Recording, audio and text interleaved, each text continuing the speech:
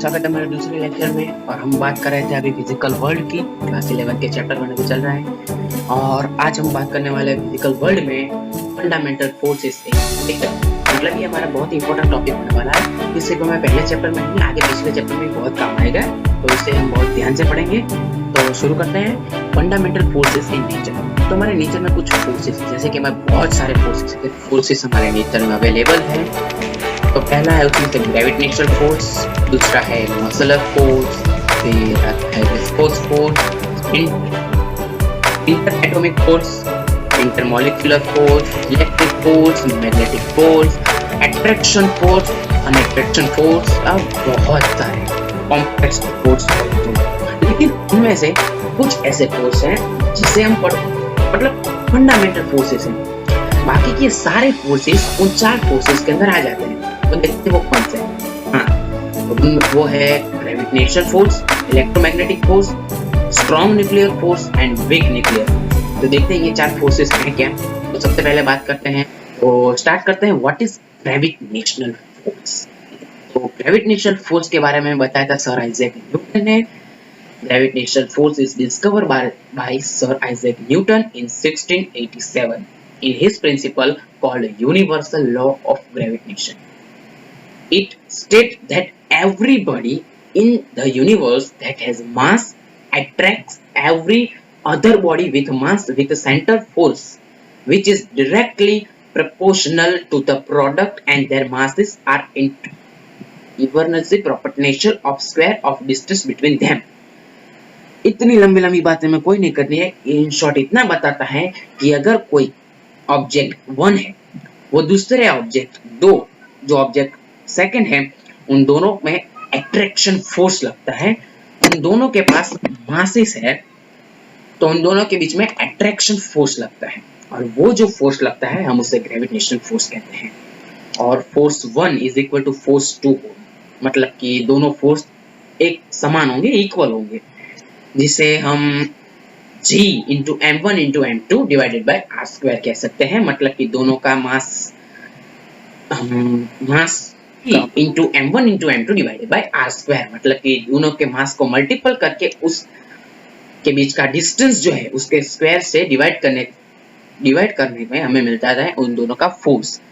और यहाँ पे जो G दिख रहा है वो G है यूनिवर्सल ग्रेविटेशनल कांस्टेंट, जिसकी कीमत हेनरी कैवेंडिश ने सर्च की थी, जो approximately 6.67 into 10⁻⁻11 newton metre square प्रति किलोग्राम स्क्वायर है। तो ग्रेविटेशनल फोर्स किन्हीं दो पिंडों में, मतलब कि कोई भी दो ऑब्जेक्ट के बीच में लगता है और वो इक्वल होता है। दोनों ऑब्जेक्ट में फोर्स जो लगता है वो इक्वल होता है, और उसका फोर्स दोनों के मासेस, दोनों के द्रव्यमान के मल्टीपल और उस मल्टीपल के डिवाइड बाय रेंज, उनकी जो रेंज है उसके स्क्वायर से उतना होता है। फिर ग्रेविटेशनल फोर्स के बाद हमारे पास एक और फोर्स आता है जिसे हम कहते हैं इलेक्ट्रोमैग्नेटिक फोर्स। अब इलेक्ट्रोमैग्नेटिक फोर्स है ना, वो सेकंड स्ट्रॉन्गेस्ट फोर्स। ओके, हाँ देखिए, हमें पहले ही पता है कि इधर जो ग्रेविटेशनल फोर्स है ये हम मानते हैं कि ये बड़े बड़े ग्रहों को पकड़ के रखते तो सबसे स्ट्रॉन्ग होगा, लेकिन नहीं। ग्रेविटेशनल फोर्स सबसे वीक फंडामेंटल फोर्स है नेचर का। तो जो इलेक्ट्रोमैग्नेटिक फोर्स होता है वो सेकंड होता है स्ट्रॉन्गेस्ट पे। This is the second strongest force after strong force and it act on electrically charge particle. मतलब कि ये तभी एक्ट करता है, तभी रिएक्ट करता है जब वहां पे इलेक्ट्रिकली चार्ज पार्टिकल मौजूद, जैसे कि इलेक्ट्रॉन और proton. It has strength of 1/137 relative times strong force but has an infinity range। इसकी रेंज इंफिनिटी है, मतलब अनंत रेंज है, कहीं पर भी ये लग सकता है। उसके लिए ना ही किसी माध्यम की जरूरत होती है और ना ही रेंज की। और ग्रेविटेशनल फोर्स में भी बिल्कुल ऐसा ही होता है, उसके लिए भी उसकी रेंज भी इंफिनिटी है, मतलब हाँ इंफिनिटी रेंज है, वैसे लगती नहीं है लेकिन उसकी रेंज भी इंफिनिटी है। अगला जो फोर्स आता है वो हमारे पास है स्ट्रॉन्ग न्यूक्लियर फोर्स। ये नेचर का सबसे स्ट्रॉन्गेस्ट न्यूक्लियर फोर्स है, मतलब कि सबसे स्ट्रॉन्ग। हाँ, इस force holds the nuclear and atom together, it is the strongest force, but it is very short range. हाँ देखो ये सबसे स्ट्रॉन्ग है लेकिन इसकी रेंज बहुत छोटी है, मतलब कि आपको नाम से ही पता चल जाता है कि न्यूक्लियर फोर्स है तो वो न्यूक्लियर के अंदर एटम के अंदर लगता होगा, तो उसकी एटम की range according 10⁻⁻⁵ which is the average diameter of medium size nuclear। हाँ इसकी रेंज 10⁻⁻15 मीटर होती है और ये न्यूक्लियर के साइज के मीडियम में होता है। This is a for attractivity, this force is attractive. Force है हमारे पास वो है वीक न्यूक्लियर फोर्स, जो सबसे वीक है, दुर्बल नाभिकीय बल, वीक न्यूक्लियर बल force. This nuclear force is weak compared to strong forces as the name। और इसकी भी रेंज है जो शॉर्टेस्ट रेंज है 10⁻⁻18 मीटर। ओके किसी जगह पे नहीं लगता है मुझे, ये तभी लगता है मतलब स्पेशल न्यूक्लियर एक्टिविटी पे लगता है।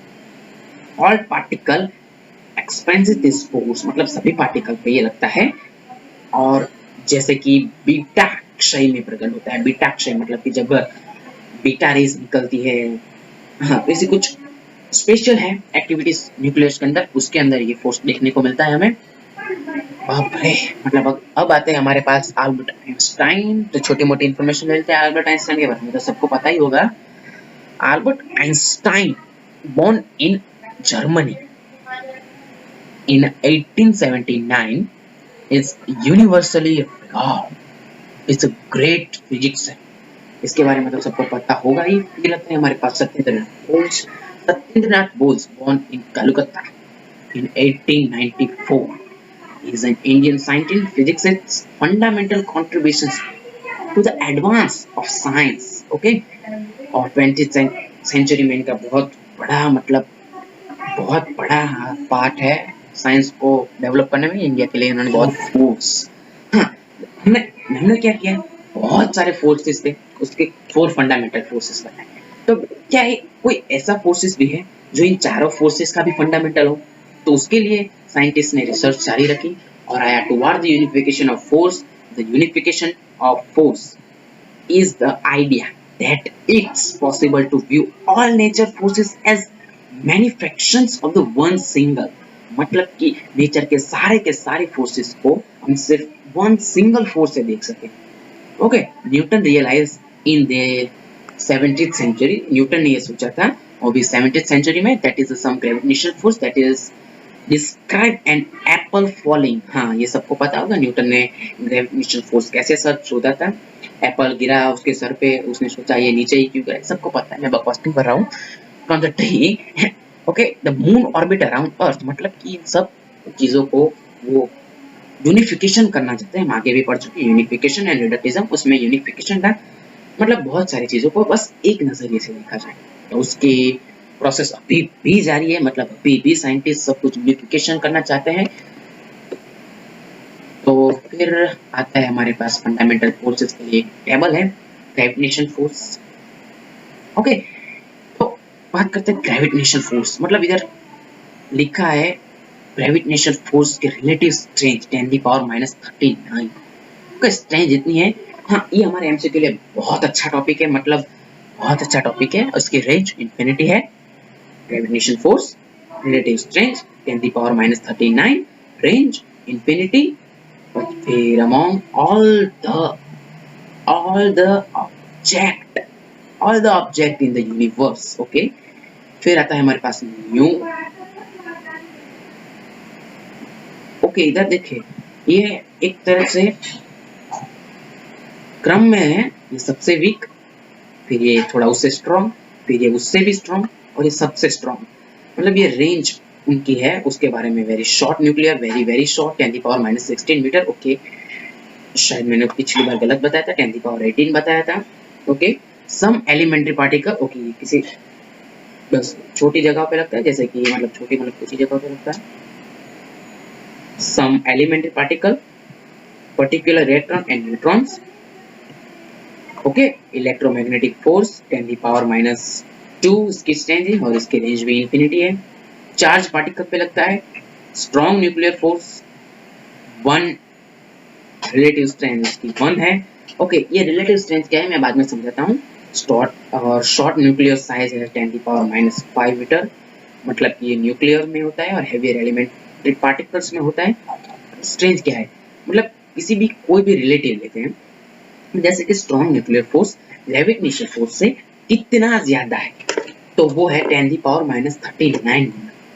और electromagnetic force strong nuclear force से कितना ज्यादा है, मतलब कितना कम है, तो 10⁻²।